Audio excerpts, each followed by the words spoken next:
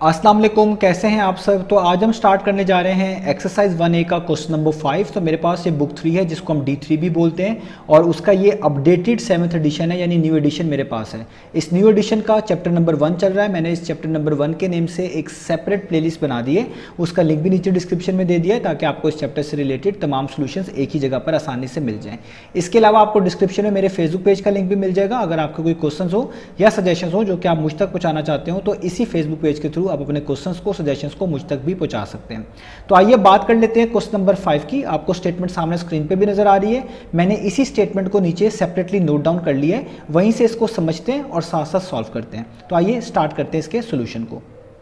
यहाँ पे लिखा हुआ है the number 143200 is correct to x significant figures. वो कह रहे हैं कि ये पूरा नंबर करेक्ट है कितने सिग्निफिकेंट फिगर्स तक, एक्स सिग्निफिकेंट फिगर्स तक।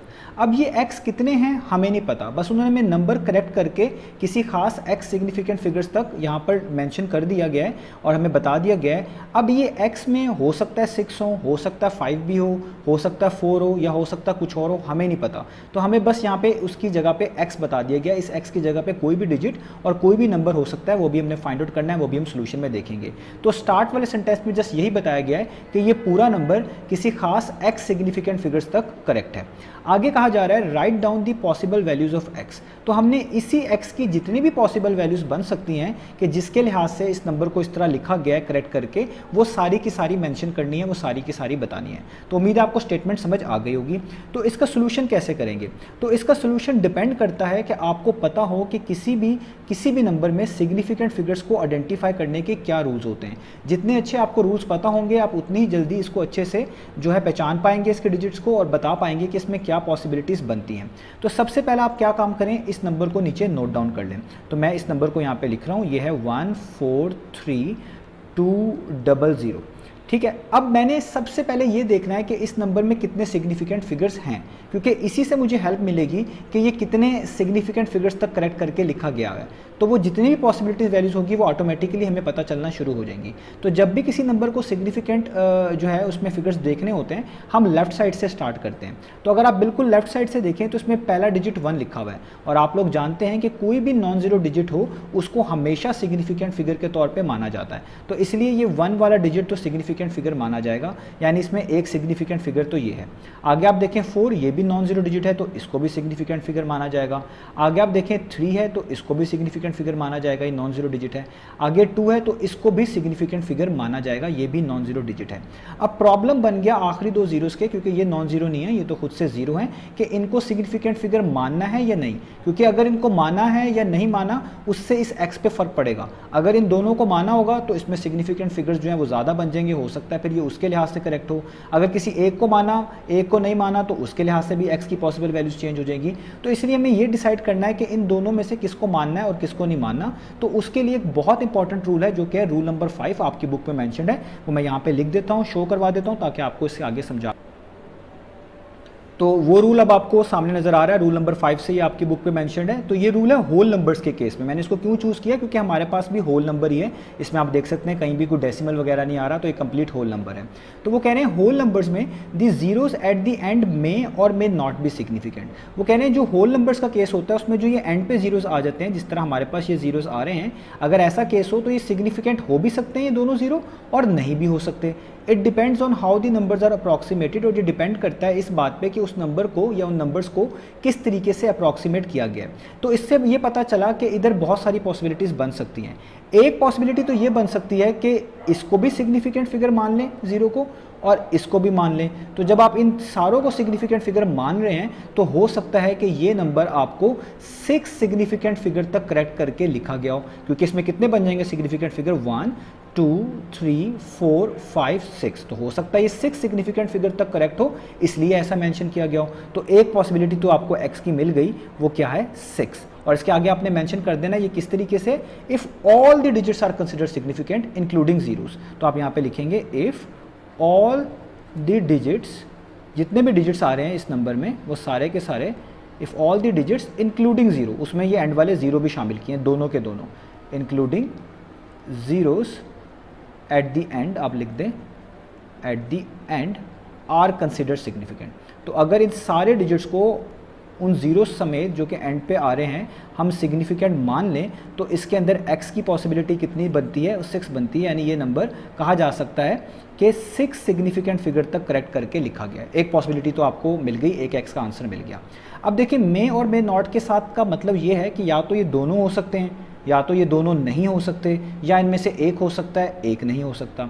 तो अगर अब हम माने कि इसके अंदर ये लास्ट वाला जो ज़ीरो है ये सिग्निफिकेंट फिगर नहीं है, ऐसा भी हो सकता है, पॉसिबिलिटी है हमारे पास। हम कह लेते हैं कि ये वाला सिग्निफिकेंट फिगर नहीं है, ये ज़ीरो है, तो ऐसा मुमकिन है। तो तब कितने सिग्निफिकेंट फिगर बनते हैं? 1 2 3 4 5। अगर एक ज़ीरो को कंसिडर किया जाए तो हम यहाँ पे लिख सकते हैं कि एक पॉसिबिलिटी x की 5 भी बन सकती है, क्योंकि अगर x की 5 बनती है तो हमें वैसे भी होल नंबर के केस में लास्ट में ज़ीरो लगाना पड़ता ही है। तो ऐसा भी माना जा सकता है कि हो सकता है उन्होंने इस ज़ीरो को सिग्निफिकेंट फिगर के तौर पर माना हो और इसको प्लेस होल्डर के तौर पर, जो होल नंबर के केस में अक्सर किया जाता है कि प्लेस होल्डर के तौर पर लिख दिया जाता है। तो इसमें आप कह सकते हैं कि इसमें 1 2 3 4 5 सिग्निफिकेंट फिगर भी हो सकते हैं कि इसको करेक्ट करके जो यहाँ तक लिखा हुआ है। तो आप यहाँ पे लिखेंगे इफ द लास्ट ज़ीरो, ये मैं जस्ट आपको समझाने के लिए कर रहा हूँ, आपको लिखने की ज़रूरत नहीं है। If the last zero at the unit place, ये यूनिट प्लेस पे है ना, आप देखें ये जो पहली प्लेस होती है इसको यूनिट प्लेस बोलते हैं राइट साइड से। If the last zero at the unit place is not considered significant, अगर आखिरी वाले को हम सिग्निफिकेंट ना माने, इज़ नॉट कंसिडर्ड सिग्निफिकेंट, तो तब कितनी बनती है इसमें अब बनती है पॉसिबिलिटी x की 5 की। तो 6 हो सकते हैं, 5 हो सकते हैं, चले जी यहाँ तक भी हो गया। अब ऐसा भी हो सकता है, ये भी पॉसिबिलिटी है कि इसको भी नहीं माना और दूसरे वाले ज़ीरो को भी नहीं माना, क्योंकि रूल नंबर 5 के थ्रू भी ये भी पॉसिबल है कि उन्होंने लिखा हुआ है कि मे नॉट, यानी हो सकता है दोनों के दोनों ही सिग्निफिकेंट फिगर ना हो। तो अगर ये दोनों ना भी होते तब भी यहाँ पे प्लेस होल्डर के तौर पे ज़ीरो लिखा जा सकता है। तो हो सकता है ये ज़ीरो जस्ट लिखे हुए प्लेस होल्डर के तौर पर और सिर्फ पहले 4 नंबर ही सिग्निफिकेंट फिगर थे, इसलिए उन्होंने इस नंबर को इस तरह लिख दिया, क्योंकि ज़ीरोज़ तो फिर भी एंड पे लिखने पड़ने ही थे, बेशक वो सिग्निफिकेंट ना भी होते। तो अब अगर इन दोनों ज़ीरोज़ को नहीं माना जाता, सिर्फ पहले 4 डिजिट्स को माना जाता, तो क्या पॉसिबिलिटी बनती है? 1 2 3 4। तो हो सकता है ये नंबर 4 सिग्निफिकेंट फिगर तक करेक्ट करके लिखा गया हो। तो एक और पॉसिबिलिटी हमारे पास बन गई, x इज इक्वल टू 4। इसमें क्या पॉसिबिलिटी आप लिखेंगे? If all the digits not including the zeros are considered significant. तो आप इसमें लिख दें इफ़ ऑल द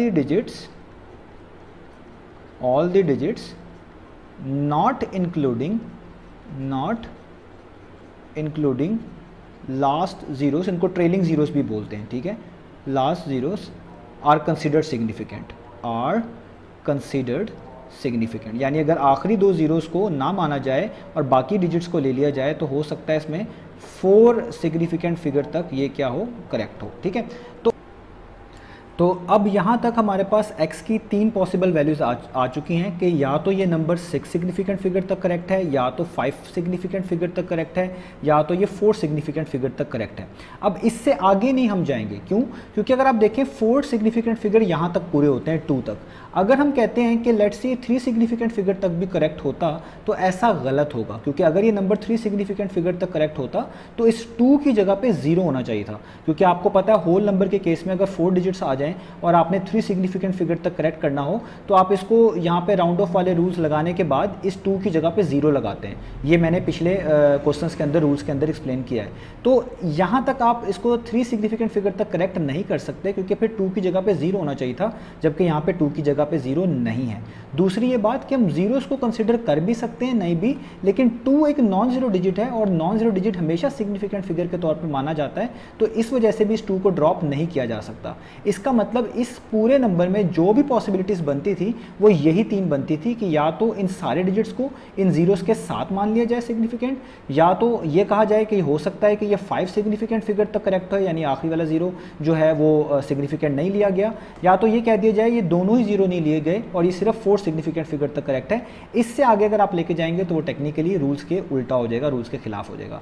तो इससे पता चला हमारा जो फाइनल आंसर होगा, जो पॉसिबल वैल्यूज़ हो सकती हैं, यहाँ पर मैं लिख दूँ कि जो हमारे पास पॉसिबल वैल्यूज़ हो सकती हैं किसकी, x की। वो क्या क्या हो सकती हैं, वो हो सकती हैं 6, 5 और 4। तो आप लिख सकते हैं पॉसिबल वैल्यूज़ ऑफ x क्या हैं, या तो x6 हो सकता है, या तो x5 हो सकता है, या तो x4 हो सकता है। यही पॉसिबल वैल्यूज़ हैं। तो ये हमारे पास हो गया इस क्वेश्चन का आंसर। उम्मीद है आपको चीज़ें समझ आई होंगी। इंशाल्लाह नेक्स्ट वीडियो से मिलेंगे बाकी सॉल्यूशंस के साथ।